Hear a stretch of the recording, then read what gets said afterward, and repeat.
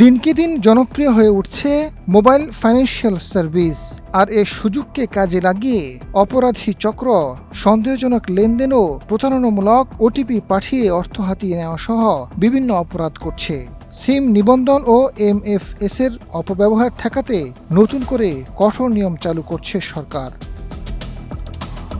নতুন ব্যবস্থাপনায় সিম নিবন্ধনের সময় গ্রাহকের ফিঙ্গারপ্রিন্ট ও ফেসিয়াল বায়োমেট্রিক তথ্য সংরক্ষণ না করে কেন্দ্রীয় প্ল্যাটফর্মের মাধ্যমে সরাসরি জাতীয় পরিচয়পত্রের তথ্য যাচাই করা হবে।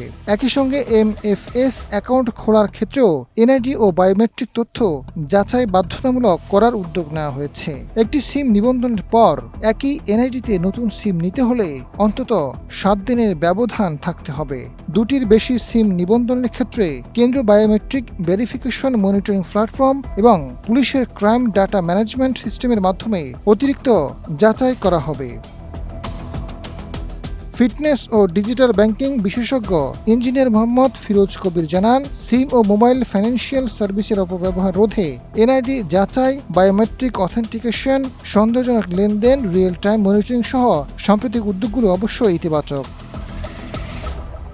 বিষয়টি নিয়ে ইনিশিয়েটিভ রিসার্চ ফেলো ও অর্থনীতিবিদ এম হেলাল আহমেদ চৌধুরী জানান, মোবাইল ফাইন্যান্সিয়াল সার্ভিসের অপব্যবহার রোধে পদক্ষেপ ইতিবাচক, তবে শুধু আইন করলে হবে না, এর বাস্তব প্রয়োগ করতে হবে। এক্ষেত্রে স্বল্পমেয়াদে কিছু ভোগান্তি ও কমপ্লায়েন্স কষ্ট বাড়লেও এই সংস্কারগুলো সফলভাবে বাস্তবায়িত হলে এসব জালিয়াতি বন্ধ হতে পারে। তবে এর সফলতা নির্ভর করবে বাস্তবায়নের ধরন, তথ্যের নির্ভুলতা, আন্তঃপ্রতিষ্ঠান তথ্য আদান প্রদান এবং যথাযথ আইন প্রয়োগের উপর।